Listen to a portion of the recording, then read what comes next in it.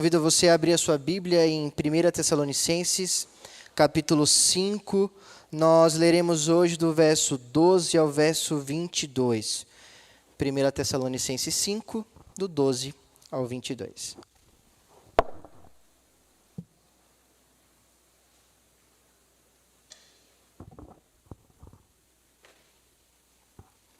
Assim então nos diz a palavra do Senhor. Agora vos rogamos, irmãos, que acateis com apreço os que trabalham entre vós e os que vos presidem no Senhor e vos admoestam, e que os tenhais com amor em máxima consideração, por causa do trabalho que realizam. Vivem em paz uns com os outros. Exortamo-nos também, irmãos, a que admoesteis os insubmissos, consoleis os desanimados, ampareis os fracos e sejais longânimos para com todos. Evitai que alguém retribua a outrem mal por mal. Pelo contrário, segui sempre o bem entre vós e para com todos. Regozijai-vos sempre. Orai sem cessar.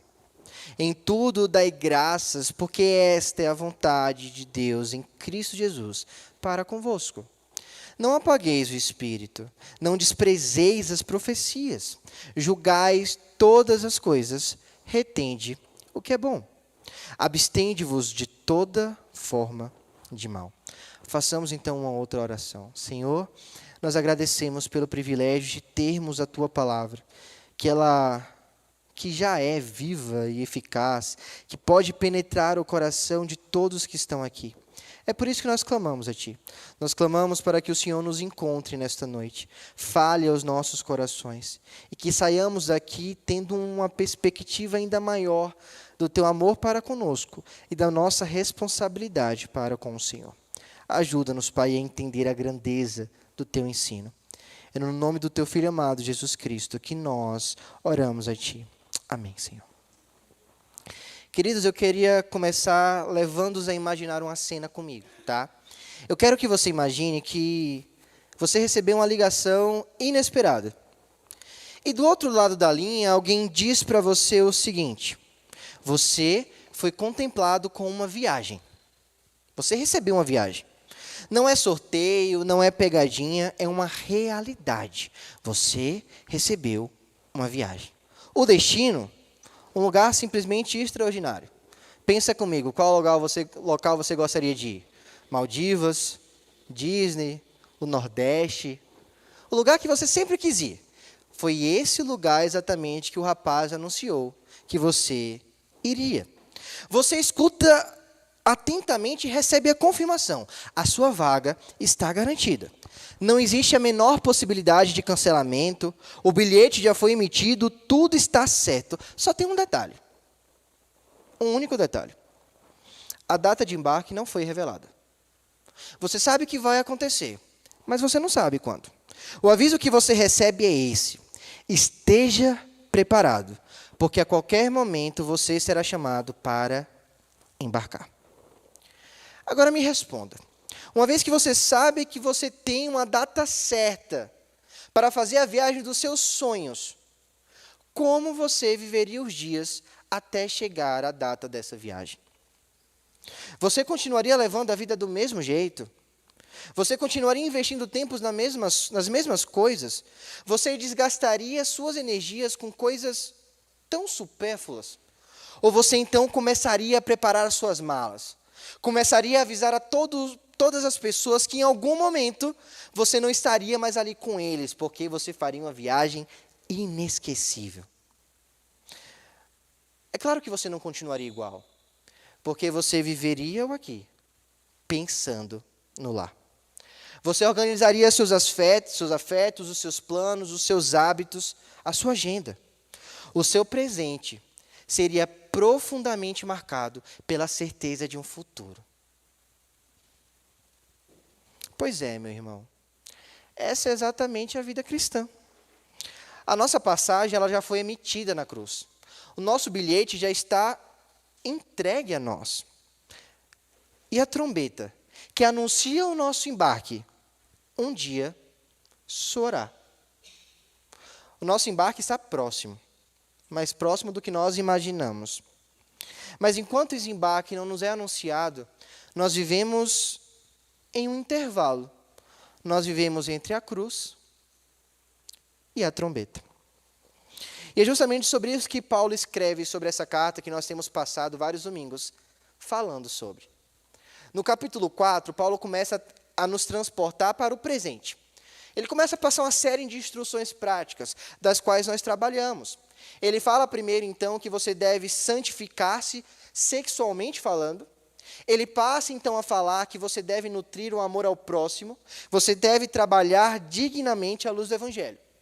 Mas, de repente, no versículo 13 do capítulo 4 até o verso 11 do capítulo 5, ele muda a perspectiva. Ele começa a falar da eternidade. Ele lança os seus olhos para o futuro.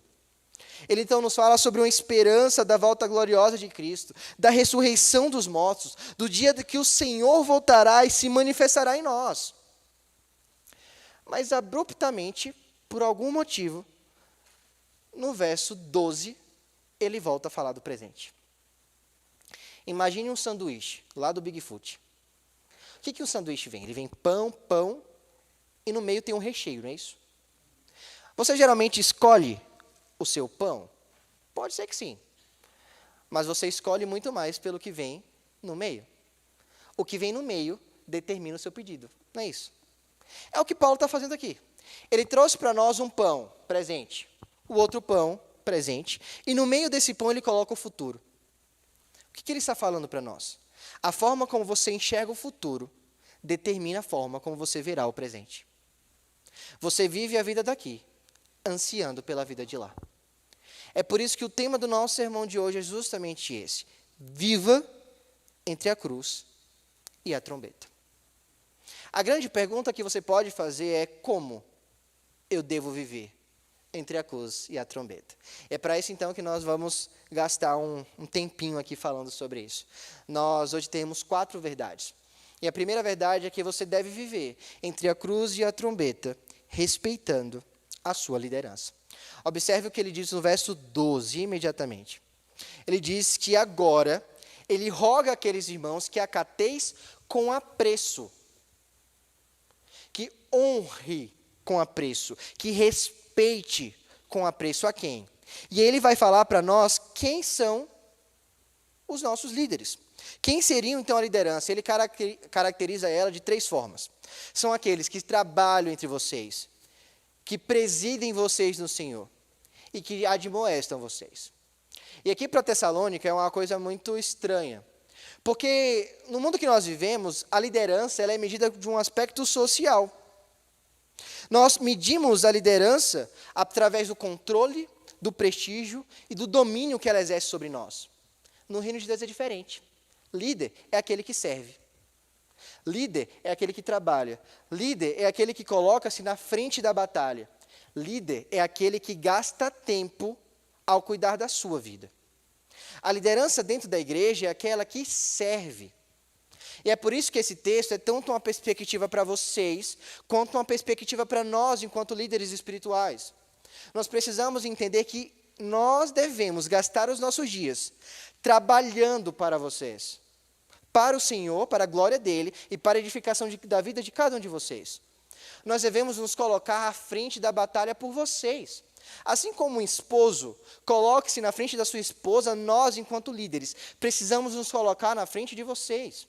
Mas isso não inclui apenas a equipe pastoral.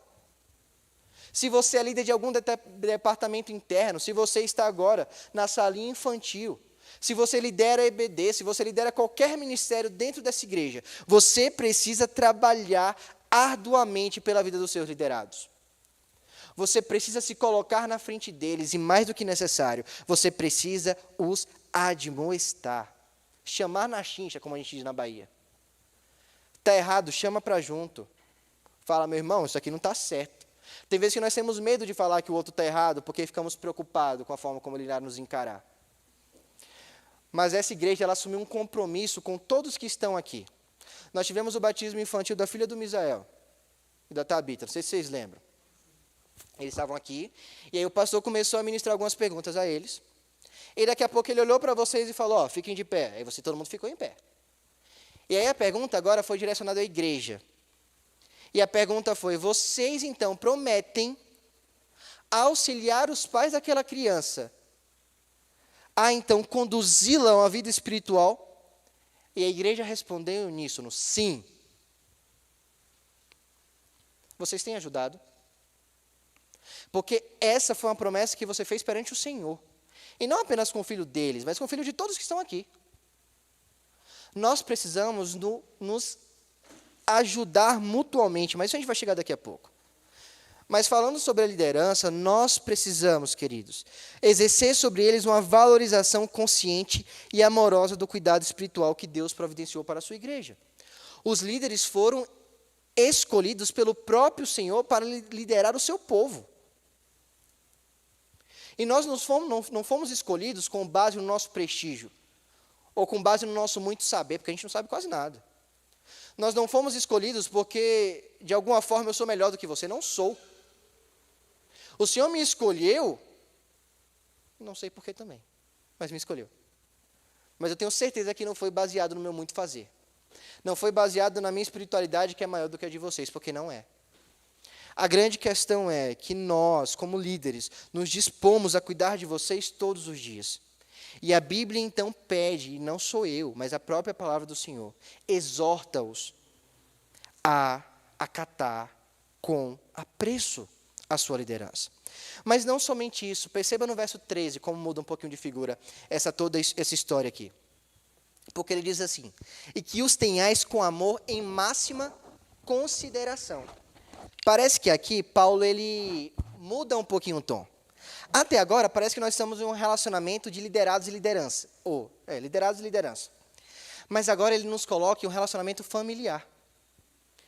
Não apenas devemos acatar com apreço a liderança, mas considerá-los em amor. A relação da igreja com a sua liderança deve ser plenamente afetiva, marcada por amor, honra e gratidão. Nós vivemos em um mundo que honra aqueles que têm status, que têm influência, que têm capacidade, ou se não por interesse pessoal. É a famosa bajulação. Nas Escrituras não acontecem dessa forma. Você precisa acatar com apreço e considerar em amor aqueles que se colocam rotineiramente a servir. E isso é algo que não mexe apenas com vocês, mas mexe comigo. Porque se eu, então, como liderança instituída pelo Senhor, futura liderança instituída pelo Senhor, não me comprometer a cuidar da vida de vocês todos os dias, eu estou falhando com aquilo que o Senhor colocou para mim fazer, para eu fazer.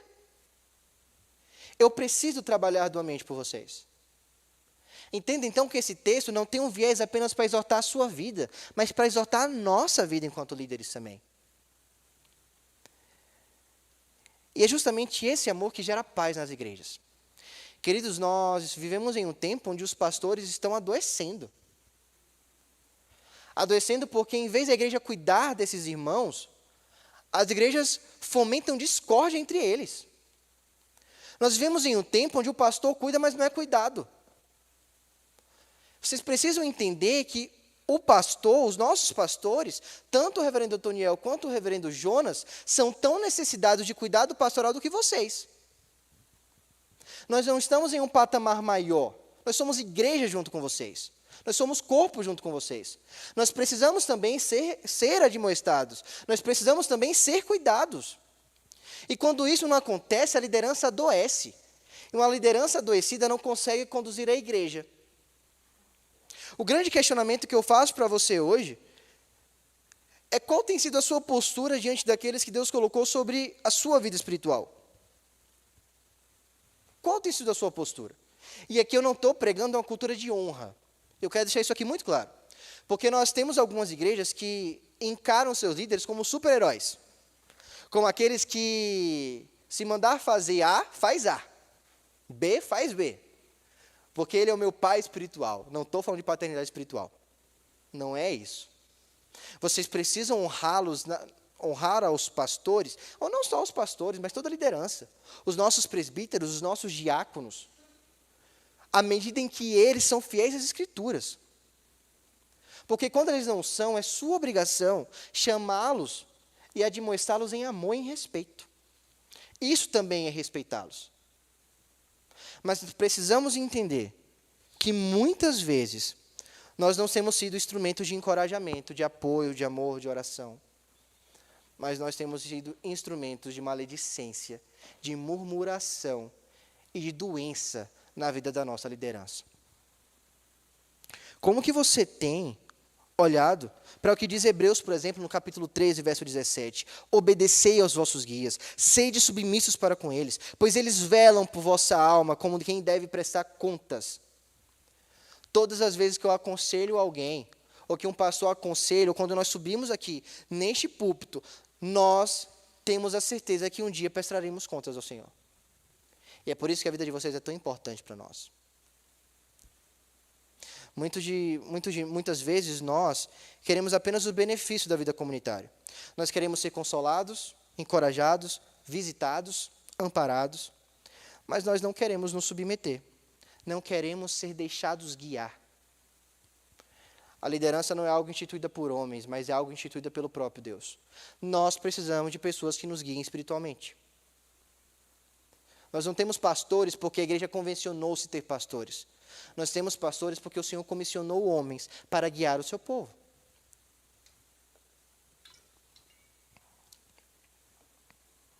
Então, meu irmão, coloque-se debaixo do cuidado pastoral.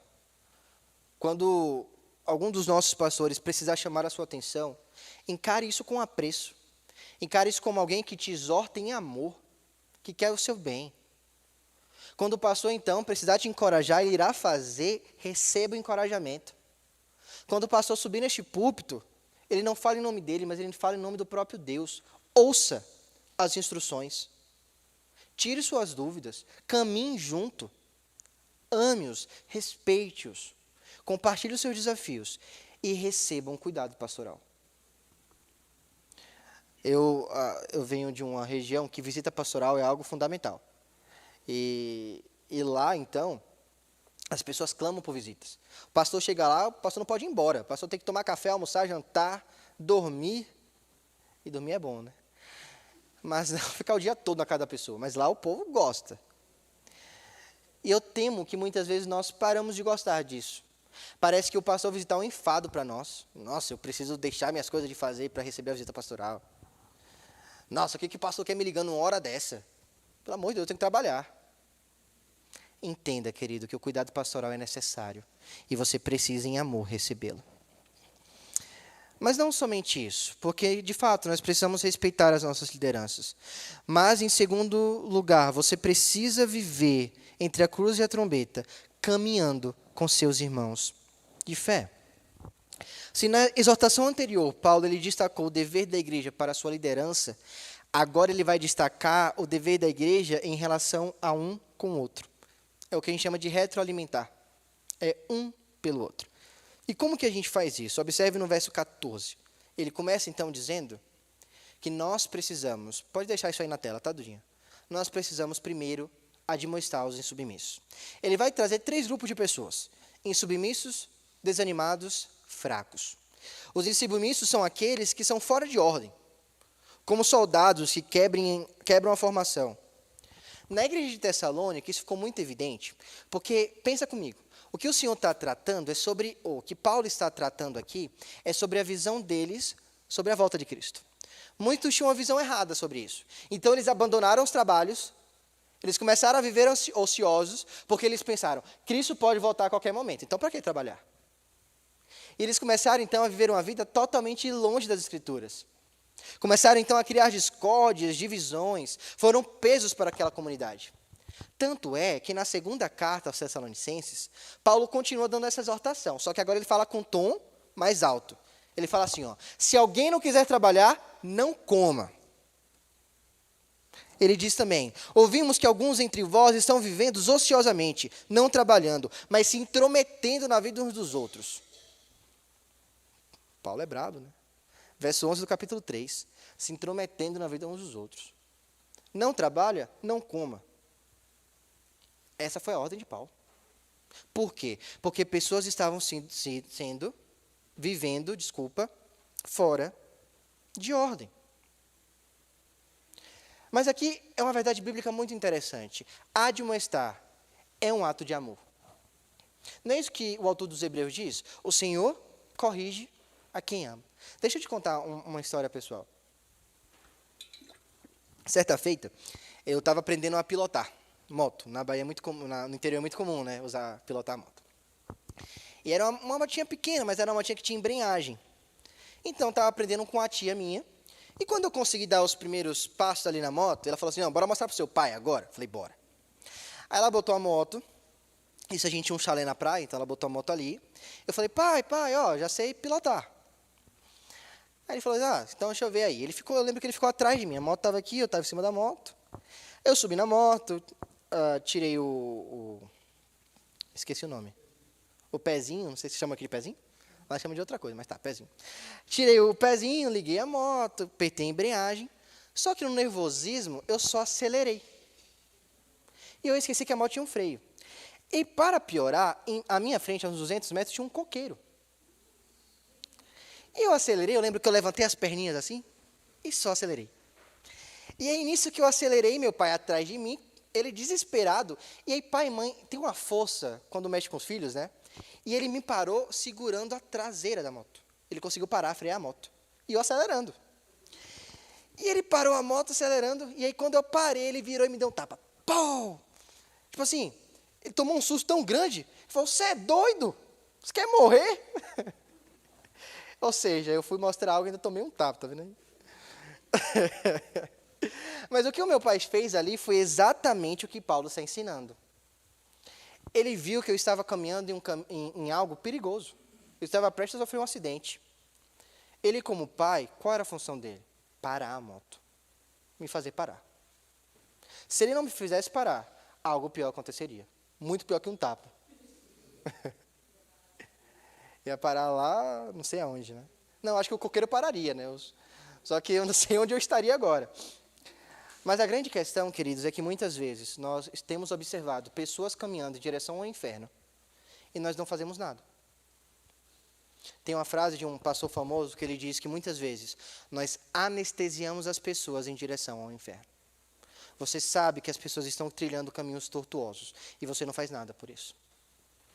Admoestar é você olhar para o irmão que está indo rumo à destruição espiritual e, por amor, fazer de tudo para travar a sua comunidade naquele caminho. Fazer de tudo. Não é simplesmente falar, estou orando por você. É ter tempo para passar com aquele irmão. Mas olha que tem um grupo 2, console os desanimados. Os desanimados são aqueles que não estão na igreja, não é porque não creem no Senhor, mas porque estão passando por momentos de sofrimento. A igreja de Tessalônica estava passando por tribulação, por perseguição. Pessoas estavam sendo mortas em prol do evangelho. Pessoas estavam enlutadas, pessoas queridas haviam morrido. Outros estavam ansiosos com a volta de Cristo, não sabiam se eram de fato salvos. E essas pessoas estavam, então, desanimadas. A essas pessoas, então, Paulo não manda confrontá-las. Paulo manda consolá-las. Você conhece alguém que está desanimado na fé? Você conhece alguém que parece que parou de sentir o primeiro amor? Que tem faltado, que tem deixado um desses bancos vazios? Qual tem sido a sua relação para com eles? Você tem os amado a ponto de consolá-los? Amado a ponto de dizer, ei, você não está sozinho, eu estou com você. E eu não vou te deixar cair. No momento em que você não puder, eu vou te pegar no colo. Mas a gente vai seguir a nossa caminhada. Quantas vezes, meu irmão, você, antes de um culto, saiu mais cedo da sua casa, passou na casa de um irmão e falou, ei, eu vim te buscar para a gente ir ao culto. Você já faltou 3 domingos, é hora de você voltar. Algum de vocês já fez isso? Quantos de vocês olhou para algum desses bancos e falou, poxa, fulano sentava ali, ele não está aqui hoje. Primeira coisa que eu fizer quando eu chegar em casa é abrir meu celular e mandar uma mensagenzinha para ele. É orar pela vida daquele irmão. É chorar com ele. Quantas vezes você já chorou com alguém que está passando por um processo espiritual complicado?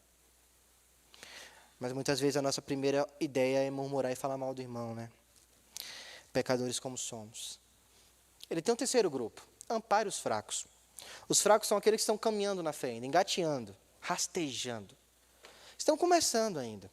Os Tessalonicenses, muitos deles já haviam deixado as velhas práticas e estavam no processo de aprender como lidar com o caminho da fé. Aprender como que fazer as coisas de forma correta. E caiu muito com isso. Mas você então precisa olhar para ele e ser força, enquanto fraco ele está sendo.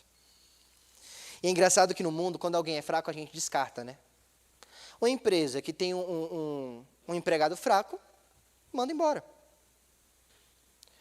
Nas amizades do mundo, quando alguém atrapalha o rolê, para de andar com ele. Na igreja não é assim que funciona. Na igreja, quando alguém é fraco, a gente abraça ainda mais forte. Quando alguém é fraco, a gente pega no colo e anda junto. Se ele não aguenta correr como a gente está correndo, a gente para de correr. A gente anda engatinhando com ele. Mas a gente não abre mão de ninguém. Aquela frase, ninguém solta a mão de ninguém, é a frase nossa. A gente não pode soltar a mão de gente. Nós não podemos ter mais perdas. Olha o que eu estou dizendo para vocês. Nós não podemos ter mais perdas. Quantas pessoas essa igreja já perdeu?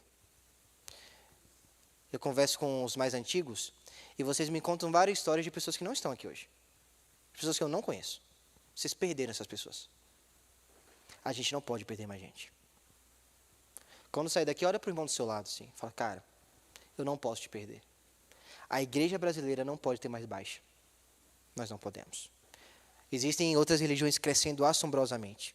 Religiões que pregam um Deus totalmente contrário ao nosso. Nós não podemos dar para trás, queridos. A igreja do Senhor precisa avançar. E nós temos a certeza que as portas do inferno não prevalecerão contra nós. Mas para isso não é o inferno que vem para cá, né, pastor? Como o pastor sempre diz. É nós que atacamos. É nós que vamos. É nós que pregamos.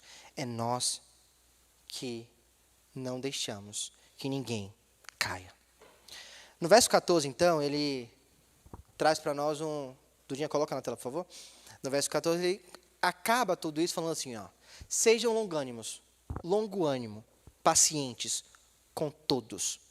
Com os insubmissos, desanimados e fracos. Você precisa ser paciente com todos. E o verso 15, então, complementa. Não retribua o outro mal com mal. Pelo contrário, segue o bem. E não só com os de dentro, mas com os de fora. Deus te chamou para ser alguém que persegue o bem. Persegue o bem dentro da igreja, persegue o bem fora da igreja, persegue o bem com aqueles que te amam, principalmente persegue o bem com aqueles que te odeiam. Essa é a loucura do evangelho. Se você não quer crer nisso, meu irmão, não fica. Porque o evangelho é isso, é você amar aqueles que te perseguem, é você ver um Deus morrendo na cruz e falando, Pai, perdoa-lhe, porque eles não sabem o que fazem. E aí vem um cara, capítulos depois, em Atos, chamado Estevão, tendo a mesma atitude, sendo apedrejado e orando por aqueles que atiravam pedras nele. Isso é evangelho. Se você não faz nada perto disso, meu irmão, você ainda não entendeu o que é evangelho. Porque isso é radical, isso é contracultural, isso é reino de Deus. No fim, o que Paulo pede para que a gente faça é justamente o que Cristo fez por nós. Cristo, ele te admoestou quando você estava fora da ordem. Cristo, ele te consolou quando você estava fraco, quando você estava cansado. Cristo, ele te amparou quando sua fé foi fraca, quando você tropeçava. O que nós precisamos fazer com o outro é aquilo que Cristo já fez por nós. Nós podemos amar porque primeiro nós fomos amados. Só muito ama aquele quem foi muito amado. O amor de Deus por você fez com que o filho dele morresse em seu lugar. Qual o tamanho do seu amor que tem que ser demonstrado para com o outro? Você precisa refletir Cristo ao caminhar com o seu irmão. Como você vive, então, entre a cruz e a trombeta? Em primeiro lugar, nós vimos, respeitando a sua liderança. Segundo lugar, caminhando com seus irmãos na fé. Em terceiro lugar, então, o texto te exorta a viver exercendo o contentamento. Nós estamos falando sempre de cuidados externos, mas os cuidados externos só serão possíveis quando houver uma saúde espiritual interna. E aqui Paulo exerce uma grande tríade para nós. Alegria, oração, contentamento ou gratidão. É justamente isso que ele começa a falar. Observe o verso 16. Ele começa falando: regozijai-vos sempre. Ou seja, alegrai-vos. A nossa alegria não nasce do que vemos, mas nasce naquilo que cremos. Nós estudamos isso com Filipenses. Filipenses nos exorta a alegrarmos no Senhor. A fonte da alegria do cristão é o Senhor. Eu não sei o que está se passando por você. Desemprego, falta de dinheiro, casamento desestruturado, família quebrada, ansiedade, início de depressão, não sei o que está acontecendo na sua vida. Alguns eu sei, alguns não. Não sei o que aflige o seu coração. Não sei quais são as ansiedades que permeiam a sua vida, não sei. Mas o que eu sei é que há possibilidade de se alegrar mesmo em meio a todas essas lutas. Em meio ao deserto pode nascer uma flor. Porque a mesma pessoa que criou o deserto é a pessoa que criou a flor. Ele cria o deserto onde ele quiser, mas ele também coloca a flor onde ele quiser. Desertos na nossa vida irão acontecer. Mas em meio ali o Senhor vai mandar o maná, as cordonizes, a água, a coluna de fogo, a nuvem para não nos fazer queimar no sol escaldante do deserto. O Senhor permite que passemos por lutas, mas em meio às lutas o Senhor está conosco e por isso nós podemos nos alegrar sempre no Senhor. Mas essa alegria, então, ela precisa ser regada, alimentada, mantida. E por isso que no verso 17, então, ele vai falar o quê? Tema da SAF. Rapaz, tá vendo aí? A SAF é sensacional. Como que pode? Orai sem cessar. Tem um filme que é totalmente errado teologicamente, por isso que eu não vou falar o nome dele. Mas tem uma cena que me fez entender o aspecto da oração. Acho que eu já comentei isso com vocês, não foi? Para você me dando risada, né? Sabe meus pecados. E aí eu assisti nesse filme, e aí chega na mesa, está ali a trindade representada, chega um rapaz, e aí então a representação de Deus ali fala assim: me conte como foi seu dia. Aí o carinha fala: uai, você não é Deus? Você sabe como foi meu dia. E aí então ele olha para o rapaz e fala assim: mas eu insisto em ouvir isso da sua boca. Quando eu falei isso, eu falei: cara, entendi o que é oração. Oração não é falar algo que Deus desconheça, mas oração é entender que eu preciso passar tudo o que acontece para mim ao meu Deus, porque eu amo passar tempo com Ele. Eu amo levar a Ele todas as minhas angústias. E perceba que a oração, ela é algo que não faz nada no Senhor. O Senhor não precisa da sua oração, filhão. Você acha que o Senhor precisa da sua oração para fazer alguma coisa? Oh, bonitinho, precisa não. Mas a oração faz coisa em nós. Quando ele fala assim, ó, não ande ansioso. Não ande ansioso. Mas em tudo seja conhecida diante do Senhor as suas petições. Aí o que vai acontecer quando isso? Deus vai ser mais Deus? Não. Mas a paz que excede todo entendimento habitará no seu coração. A oração, ela traz benefícios para nós. A oração nos ensina. A oração nos ensina a amar mais o Deus que nos escuta. A oração nos ensina que nós estamos neste mundo, mas nós não somos este mundo. A oração nos lembra que nós temos uma filiação celestial. A oração nos lembra que nós nunca estamos sozinhos, mas sempre temos um Pai celestial conosco. Mas o que é orar sem cessar? Porque eu não consigo não, meu irmão. 24 horas por dia, orar. Rapaz, a gente tem que trabalhar, né? Mas orar sem cessar significa, então, a disposição permanente em estar em espírito de oração. É enquanto lava uma louça, enquanto faz a comida, enquanto coloca o cachorro para passear, enquanto trabalha, enquanto está no metrô, enquanto está num culto, em todos os momentos, eu estou ciente que o meu Deus está comigo. E eu estou sempre em espírito de oração. É engraçado que eu tenho a mania de falar sozinho com Deus. Aí teve que eu estou caminhando, daqui a pouco começo a dialogar. Falar, rapaz, está acontecendo isso. E o negócio não está fácil. Ou eu vejo alguma coisa e falo, nossa, como que o Senhor é grande, Pai. Ou acontece algum livramento na minha vida, eu falo, rapaz, o meu Deus é o Deus. Isso é estar em espírito de oração constante. Porque a oração ela não é apenas uma disciplina devocional, mas ela é uma questão de sobrevivência espiritual. É como se você estivesse num barco a ponto de naufragar. E você tem a opção. Você coloca o colete salva-vidas ou não coloca. Eu escolho já andar com colete salva-vidas o tempo todo da minha viagem. Porque se alguma coisa ruim acontecer, eu estou salvo. A oração é isso. É o colete salva-vidas que nos sustenta. Em meio a essa viagem louca que nós passamos pela terra. Mas por fim, então, a Duda está apressada. Mas pode botar, Duda, esse é o momento mesmo. Em tudo, dai graças. Que é a terceira questão. Seja contente, seja grato ao Senhor. E ele começa a dizer, porque esta é a vontade de Deus em Cristo Jesus para convosco. Nós precisamos nutrir em nós uma vida de contentamento. O contentamento fez com que a galera lá de Israel não entrasse na terra prometida, vocês sabiam? Foi a murmuração que não foi permitido que eles entrassem. Eles não estavam contentes no Senhor. Eles estavam olhando para os alhos e cebolas, não foi, Vivi? Lá da terra antiga deles. Como é que pode, né? O cara pecar por causa de alho e cebola. Mas foi isso. Porque o alho e cebola significava toda a existência dele antiga. As pessoas olham para trás. E muitas vezes nós não estamos contentes no Senhor. Uma vida de gratidão não é apenas uma consequência espiritual. É um mandamento divino. Nós precisamos estar contentes em tempo e fora de tempo. Por quê? Porque você sabe duas coisas muito importantes. Primeira, todas as coisas cooperam para o seu bem. Você sabe disso? Você crê nisso? Não intelectualmente falando, você crê nisso com todo o seu coração? Então, amém. Segunda coisa, você crê também que a vontade do Senhor ela é boa, perfeita e agradável, e ela se realiza na sua vida constantemente. Você crê nisso? Então, você crê em duas coisas importantes. Tudo o que acontece na sua vida é bom, perfeito e agradável. Segundo, e tudo isso é para o seu bem. E é por isso que todas as aflições que nós passamos criam em nós um novo significado. Nós passamos por tudo isso, cientes de que o Senhor está conosco.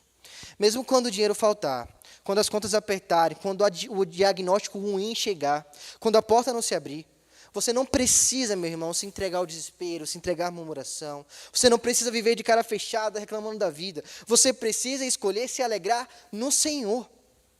Porque sua alegria não depende do que você tem, mas de quem Deus é. A sua alegria não está no seu fazer, a alegria não está no seu ter. A alegria está em quem Deus é. Tem um texto de Gênesis 15, foi o texto que eu preguei no meu primeiro sermão de prova, prática de pregação. E em um momento de muita confusão ali na vida de Abraão, o Senhor leva-o para fora da tenda dele e pede para que ele olhe as estrelas. Eu tenho tentado fazer isso de São Paulo, mas é difícil olhar a estrela aqui. A poluição luminosa nossa não deixa tanto, né? Mas eu tento sair, e aí eu vejo a grandeza do mundo, eu falo, cara, o mesmo Deus que criou isso aqui tudo é o Deus que me sustenta. Eu não preciso temer. E ali eu levo ele em oração e falo, Pai, renove meu contentamento. Porque, querido, não adianta, a gente falha com isso. Nós somos pessoas muito murmuradoras. Fala a verdade. Quantas vezes você murmurou essa semana, meu irmão? Se está frio, a gente reclama. Se está quente, a gente reclama. Se chove, a gente reclama. Se não chove, a gente reclama. Rapaz, o negócio é complicado. Mas ainda bem que o Senhor não nos trata segundo as nossas próprias e muitas reclamações. Quando tudo parecer dar errado, olhe para as estrelas. Contemple a grandeza do Senhor. Feche os seus olhos, então ore. Senhor, eu não entendo, mas eu confio. Eu sei que o Senhor é bom, e eu sei também que o Senhor está no controle. Me ajude a confiar e descansar no Senhor. Ore a Deus, querido. Peça para que Ele te ajude a descansar, mesmo quando a confiança em nós faltar. Já diria o Projeto Sola, né? Por fim, meu irmão, você deve viver, em primeiro lugar, respeitando a sua liderança, vamos relembrar. Segundo lugar, caminhando com seus irmãos na fé.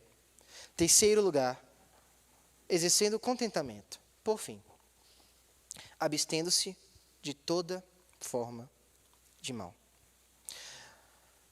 Depois de falar sobre a forma de lidar com a liderança, a forma de lidar com os liderados, uns aos outros, a forma de lidar interiormente, agora ele vai falar sobre a forma de lidar externamente.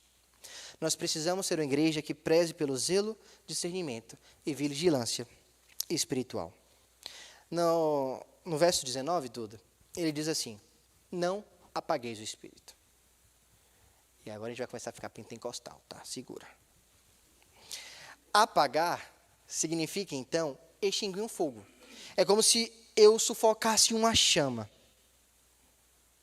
Da mesma forma que eu posso apagar um fogo, é também possível apagar e sufocar a atuação do Espírito Santo no coração e na vida da igreja. Como que a gente faz isso hoje? Na prática. Fechando-se para a verdadeira atuação do Espírito. Imagine Tessalônica comigo. Eles estavam vivendo em um tempo onde várias doutrinas falsas aconteciam. Profecias duvidosas, falsos ensinos. Então eles começaram a virar céticos para tudo. Eles colocaram a capa e falaram, não, a gente não vai aceitar nada. Porque está vendo tudo errado. A gente precisa ser duro. Te lembra alguma igreja? Eu acho que lembra, né? Ô Pai, perdão, Senhor. Mas lembra a nossa igreja? A Igreja Presbiteriana do Brasil. Nós vivemos em um mundo onde doutrinas falsas acontecem a rodo, gente. Tem muita pessoa falando muita besteira. Muita gente. E no ímpeto, então, de nós não ficarmos presos a essas falsas doutrinas, nós nos afastamos de tudo. E parece-me que a gente perdeu um pouquinho a mão nisso. E talvez nós estejamos sufocando a ação do Espírito Santo. Como que a gente faz isso? A gente faz isso todas as vezes que nós rejeitamos a exortação da palavra. Quando nós negligenciamos a oração. Qual é a programação que dá menos gente na nossa igreja?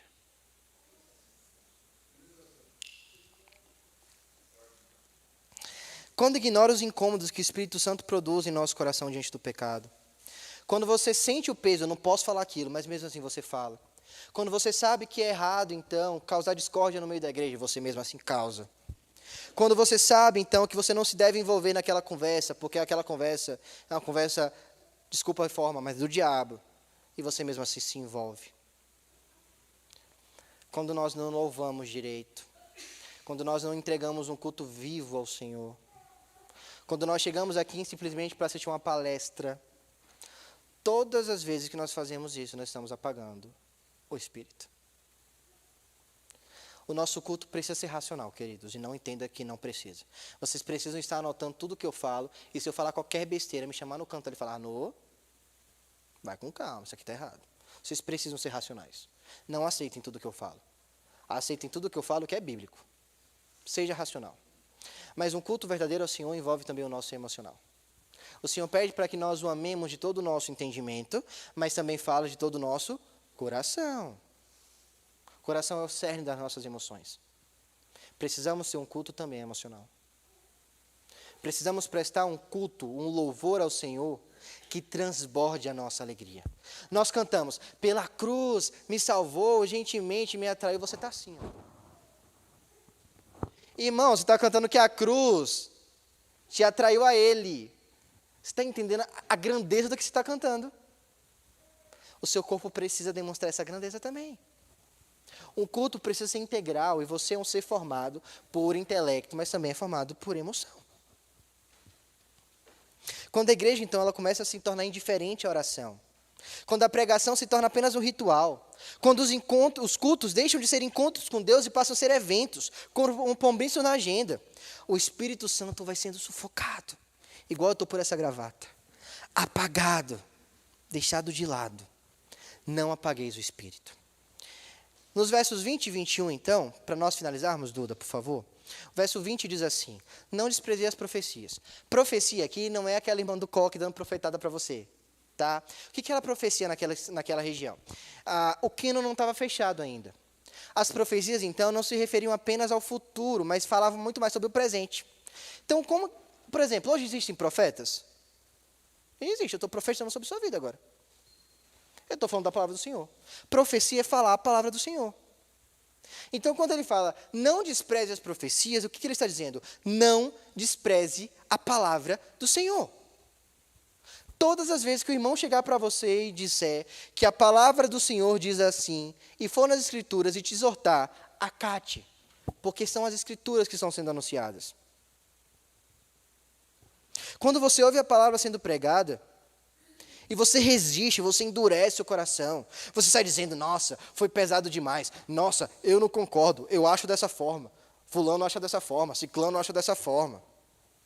E você não discorda biblicamente, você está desprezando a palavra do Senhor. Eu não tenho problema nenhum em ser confrontado. Eu converso muito isso com a Patrícia e com o Kleber. Eu falo, cara, me confronta quando eu estiver errado, por favor. Nós estamos caminhando junto no MP. Se estiver discordando de mim, pode falar comigo. Eu não tenho problema em ser de mau estado. Pelo contrário, eu quero ser pela igreja. Mas, muitas vezes, os nossos achismos tomam lugar de primazia na palavra do Senhor. E tem vezes que nós vamos com a palavra e nós recebemos em troca achismo. E aí, nós precisamos exortar o irmão. Por quê? Porque ele está desprezando a palavra. Entenda, a palavra precisa ser pregada e também precisa ser acatada. Por fim, então, ele vai dizer no verso 21, por favor. Julgai todas as coisas, retém o que é bom. Julgar não significa apenas julgar a palavra do Senhor sendo pregada aqui, mas julgue os desenhos que o seu filho assiste, julgue as novelas que estão passando, os filmes, as conversas que você se inclui. Julgue toda a sua vida e retém apenas o que é bom. Não deixe que o inimigo entre na sua vida por conta dessas coisas, porque ele entra, viu? Ele entra pela série. Pais, meus queridos pais, não permitam que o filho de vocês acesse um celular sem uma orientação prévia e sem um controle de vocês. O YouTube leva o seu filho a caminhos tortuosos. Ele começa a assistir um desenho, quando você vê 5 minutos, ele assistiu 10 outros desenhos que você não sabe o que aconteceu. Desenhos que pegam coisas contrárias às Escrituras. Cuide do filho de vocês. Porque se você deixa o celular na mão dele e não escuta o que ele está falando, desculpa, mas você não está cuidando. E lacunas podem estar sendo preenchidas por situações diversas que você nem sabe o que está acontecendo. Não deixe. Observe. Pai de adolescente é a mesma coisa. Adolescente não é o ser independente. A independência do adolescente é uma falácia desse mundo corrompido. Ele depende de você. Você precisa chegar junto nele. Por favor. Porque o que tem de criança, de adolescente, fazendo atrocidade, porque viu na novelinha, porque viu num desenho, não está escrito. Vocês têm responsabilidade perante eles. Faça-o amar o Senhor. Leve-o a isso. Mais do que criar filhos poliglotas, mais do que criar filhos na Universidade Federal do Estado de São Paulo, mais do que criar um filho economicamente bem, crie um discípulo. A multiplicação que o Senhor requer da igreja é uma multiplicação de adoradores, não a multiplicação de apenas cidadãos. Quando o Senhor pede, multipliquem-se, o Senhor está pedindo, multiplique a minha adoração. Eu quero ter mais adoradores. Se essa igreja multiplica, e graças a Deus tem multiplicado, né, Gravinha? Tem uns 4 aí na fila, graças a Deus, Senhor, abençoa. Cheio de bicurizinho aqui nessa igreja, glória a Deus. Mas se a gente não formar discípulos, é inválido. Se os nossos bebês não se tornarem discípulos, é inválido multiplicar. Entendam isso. Como eu falei no começo, a igreja não pode ter mais perda. A nossa UCP de hoje precisa ser a UPA de amanhã. E a nossa UPA de hoje precisa ser o MP de amanhã. E a nossa UMP precisa ser a SAF e com fé em Deus é o PH dessa igreja. Por fim, então, no verso 22, ele vai dizer, abstende-vos de toda forma de mal. Como você faz isso? Acatando as palavras do Senhor, julgando todas as coisas, retendo apenas o que é bom. Fazendo isso, então, você se absterá de toda forma de mal. Concluindo, meus irmãos, a pergunta que fizemos lá na introdução, ela volta a ecoar ainda com mais força. Como você deve viver entre a cruz e a trombeta? Lembra daquela ilustração? A viagem faz com que você mude sua forma de pensar? Pois bem, você está aqui sim, e o Senhor quer que você esteja, viu? Na oração sacerdotal dele, ele poderia ter pedido, tire-os do mundo. Ele não faz isso. O que ele fala? Não, deixa eles lá. Eu não peço que você os tire do mundo. Mas o que ele pede ao Pai Celestial? Que os proteja. Ele quer que você esteja no lugar onde você está. Mas ele quer que você viva aqui, pensando no lá. Ele quer que você viva aqui, mas sabendo que o seu coração pertence ao lá. Mas depois de uma pregação como essa, tem vezes que a gente sai daqui pensando, poxa, eu peco muito, cara, eu faço muita coisa errada. Eu não consigo viver tudo isso que o Arnaud está pregando. Nem o Arnaud consegue viver isso. Mas você precisa entender algo muito importante aqui. Você não deve viver assim para conquistar algo, não. Você já conquistou esse algo. Mas não foi você, né? Foi o próprio Deus. Foi Cristo Jesus, então, que na cruz viveu a vida perfeita que você jamais poderia viver. Ele morreu a sua morte, ele pagou a sua dívida, ele carregou a sua culpa, satisfez completamente a justiça de Deus e te deu pela graça, somente pela graça, uma salvação completa, perfeita, eterna e irrevogável. Você não vive entre a cruz e a trombeta para ser salvo, você vive aqui porque você já foi salvo. A busca pela obediência, pela santidade, o seu zelo, o seu amor, nada disso é para conquistar algo, nada disso é moeda de troca. Tudo isso é resposta, é gratidão, é amor. É resposta daquele que foi alcançado por tamanha graça e que não consegue mais viver de outro jeito. Mas alguém teve que viver essa vida perfeita, não tem? Porque pensa comigo. O Senhor não muda, correto? E lá em Adão, ele fez um pacto de obras. A nossa confissão de fé vai falar. Você receberá a vida eterna, uma vez que você me obedecer. Não foi isso? O pacto ali. O Senhor mudou o pacto? Não. O pacto continua exigindo obediência completa. A grande questão é que não somos nós que temos a capacidade de fazer isso. Não somos nós que faremos isso. Mas quem viveu isso perfeitamente foi o nosso Senhor Jesus Cristo. Ele viveu aqui, mas com o coração lá no céu, com os olhos fixos na glória do Pai. É por isso que quando acaba a vida dele, ele olha para o céu e fala, Pai, tetelestai, está consumado. Toda a minha vida foi vivida conforme o Senhor ordenou. Acabou. Eu venci o mundo. Ele venceu em nosso lugar. Ele viveu a nossa vida, morreu a nossa cruz. Ele, meus queridos, foi o melhor líder que já passou por essa terra. Ele foi a pessoa que consolou os desanimados, que admoestou os que estavam fora de ordem. Ele foi a pessoa que amparou os fracos, que carregou pela mão, que fez com que os discípulos não deixassem a fé, pelo contrário, os carregou de fato. Quando Pedro o negou 3 vezes, ele restaura o coração de Pedro. Quando Tomé duvidou dele, ele vai até Tomé e fala, Tomé, está aqui, ó. Para que você está duvidando, Tomé? Jesus carregou Tomé pelo braço. Jesus, ele abraçou Maria. Ele abraçou aquela prostituta lá. Ele amparou ela. Quando outros queriam arrumar pedra nela, ele consolou. Ele abraçou. Mas também admoestou. Vá, não peques mais. Jesus tinha sua vida de oração entregue ao Senhor. Se retirava para orar em diversos momentos. Estava sempre alegre no Senhor. Porque ele sabia que a alegria dele não era aqui, mas estava lá. A alegria dele seria um dia ver todos nós à destra do Pai, caminhando em direção com Ele, para ser cordeiros do reino de Deus. Cristo Jesus, meus irmãos, exerceu contentamento. Em nenhum momento ele foi contrário ao Senhor, mesmo que a vontade do Senhor fosse a morte de cruz dele. Por isso, meu irmão, viver entre a cruz e a trombeta não é peso, não é cobrança, não é tentativa de merecimento, nada disso. É privilégio, é honra, é alegria, é resposta. Resposta de alguém que foi muito amado.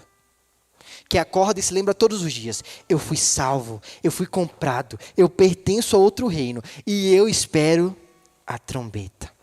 É alguém que diz, eu vivo aqui, mas eu já pertenço. Olá. E meu irmão, quando a trombeta soar, quem viveu dessa forma, ouvirá a doce voz do Salvador dizendo: vinde, bendito de meu Pai. Entra no reino que te está preparado desde a fundação do mundo. Eu preciso ir, disse Jesus. Eu preciso preparar um lugar para vocês. Mas calma. Calma. Porque a cruz é o princípio, mas o final é estabelecido pela trombeta. Um dia o seu embarque será anunciado. Aquela pessoa da ligação te ligará mais uma vez e falar: chegou a hora. Meu irmão, você está preparado. Jesus Cristo é o Senhor e Salvador da sua vida. Se não for, há lugar na mesa para você. Se já for, sente-se à mesa e viva entre a cruz e a trombeta. Que o Senhor aplique essa palavra aos nossos corações.